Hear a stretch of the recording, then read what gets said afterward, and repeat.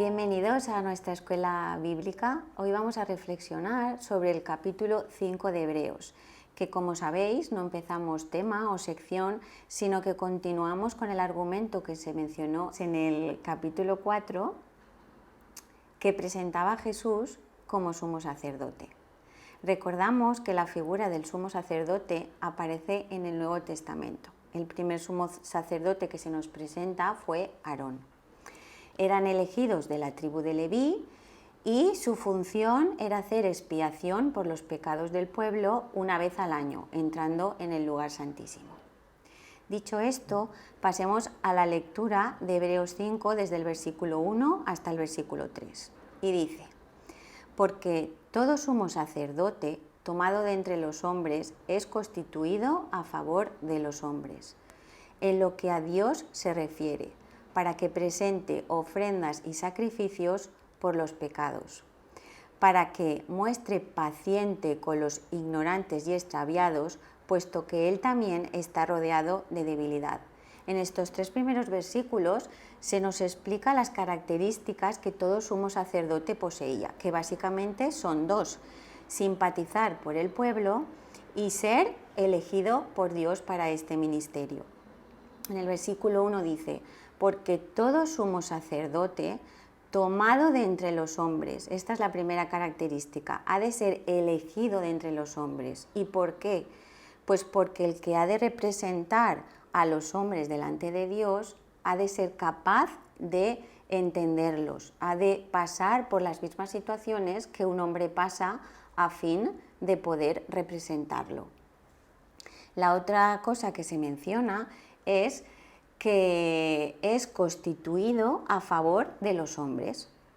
Los pecados nos separan de Dios, nos incapacitan para acercarnos a Dios. Y una de las funciones, como hemos visto antes, era que ellos hacían expiación por los pecados del pueblo, ofrecían sacrificios y ofrendas por los pecados. El sacerdote era válido para representar al pueblo porque compartía sus debilidades, compartía la naturaleza humana. Sigue diciendo el texto que había de mostrar paciencia a los ignorantes y extraviados. Su función no era la de ser juez, sino la de ser un mediador.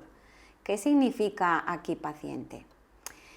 En el griego que se utiliza esta palabra significa saber tener una reacción comedida que no caiga en los extremos. El comentarista Bruce aporta una frase que arroja mucha luz. Sería evitar caer en la indiferencia o el sentimentalismo, es decir, mostrar una compasión ajustada ante una situación de pecado. Ofrecía sacrificio por los pecados, pero también nos dice el texto que primero tenía que hacer expiación por su propio pecado, es decir, un sumo sacerdote también cometía pecado y hasta que no había expiado su propio pecado no podía expiar el del pueblo. Lo que nos quiere decir el texto, en definitiva, es que entendían las situaciones de pecado porque ellos también las habían experimentado. Leamos ahora el versículo 4. Y nadie toma para sí esta honra, sino el que es llamado por Dios, como lo fue Aarón. Finalmente, ha de ser nombrado por Dios, es llamado por Dios para este cargo. Y Aarón también lo fue, también fue designado por Dios. En una democracia, el pueblo elige a sus gobernantes. Sería lógico pensar que si el sumo sacerdote va a representar un pueblo, pues que lo nombre el pueblo. Pero los sacerdotes son nombrados por Dios, porque nuestra representación ante Dios no es un derecho, sino una manifestación de la gracia de Dios. No es una elección popular. Dice el texto: nadie toma esta honra para sí. Así pues, estas dos cualidades, simpatizar con el pueblo y ser elegido por Dios, están presentes en Cristo. En el versículo 5 dice: así tampoco Cristo se glorificó a sí mismo, haciéndose sumo sacerdote, sino el que le dijo: tú eres mi hijo, yo te he engendrado hoy. De esto deducimos que Jesús no se autoproclamó, lo escogió el Padre.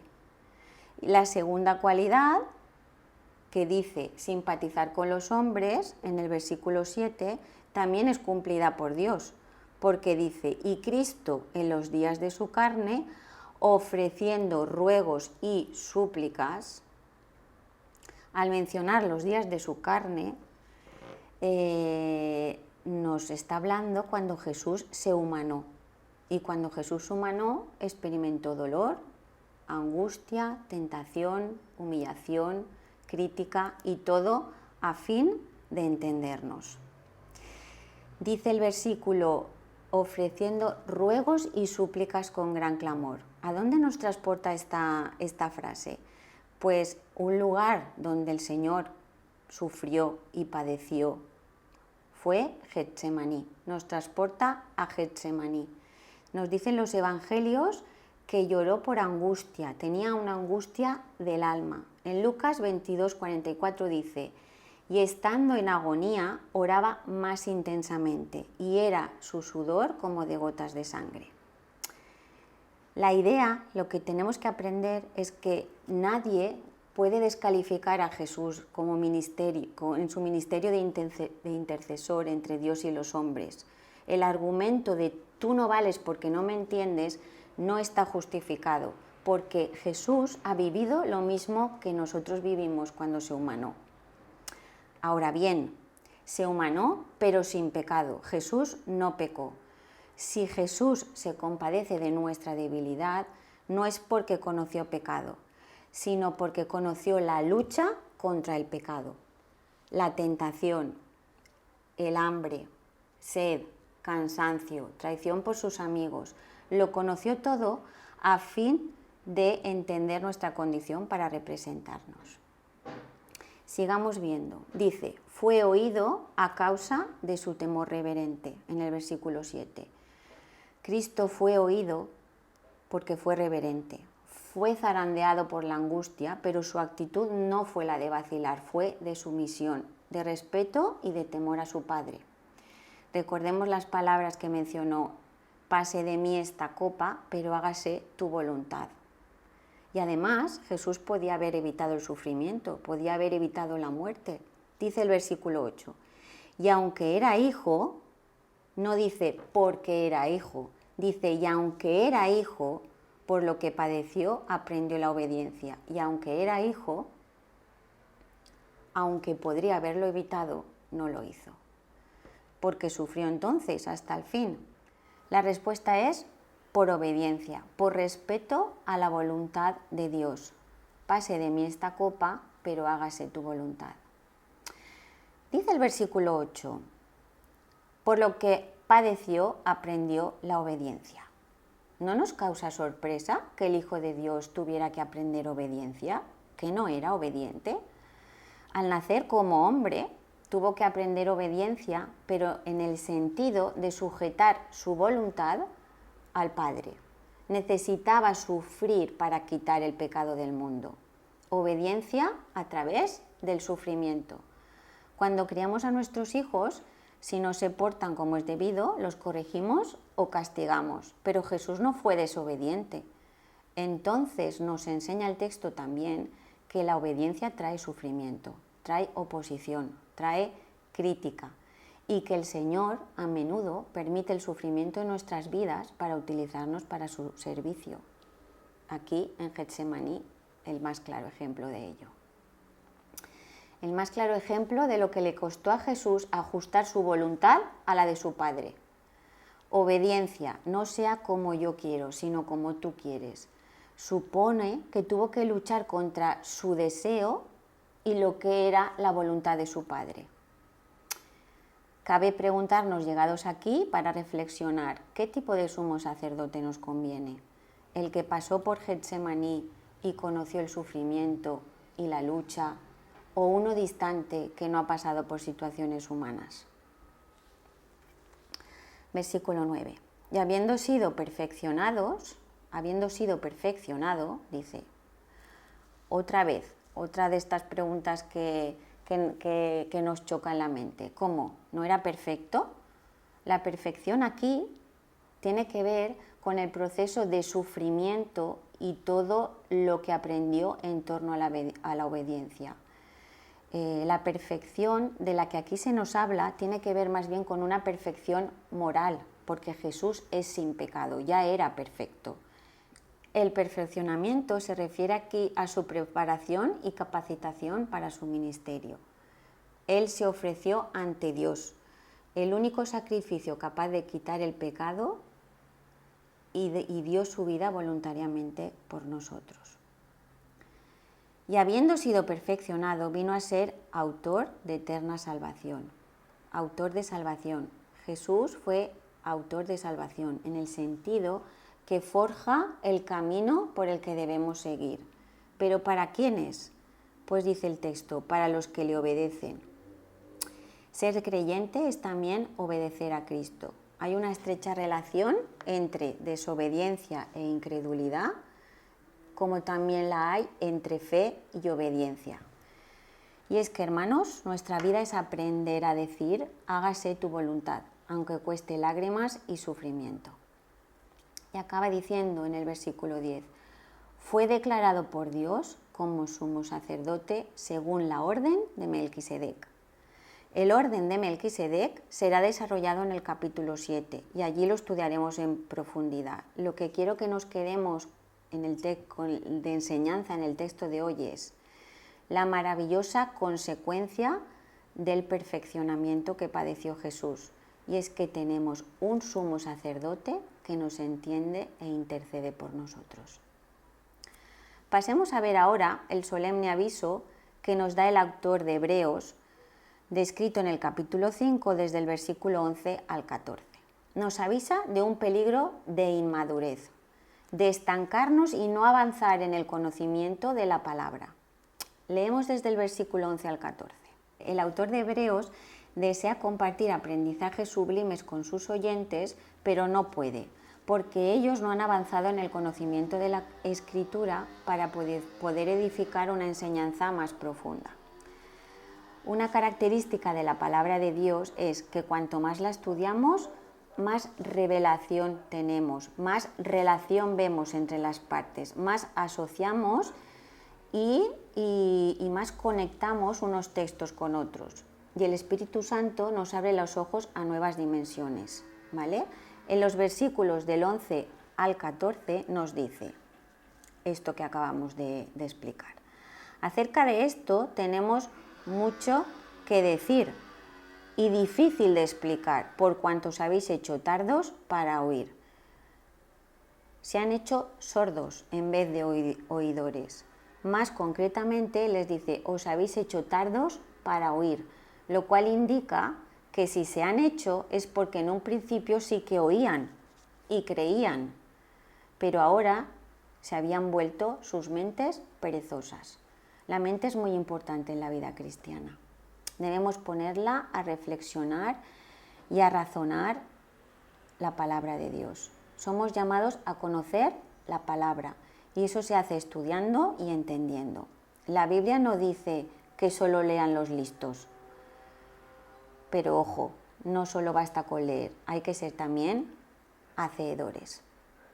En el siguiente versículo 12 dice, porque debiendo ser ya maestros, otra de las cosas por las que les acusa es de que son párvulos y no maestros. Dice debiendo ser, no pudiendo ser. Es una obligación. A los niños les gusta adquirir gustos nuevos. El pescado y las verduras les suele tardar mucho en gustar. Pero como padres sabemos que si han de crecer sano, han de comer de todos los alimentos.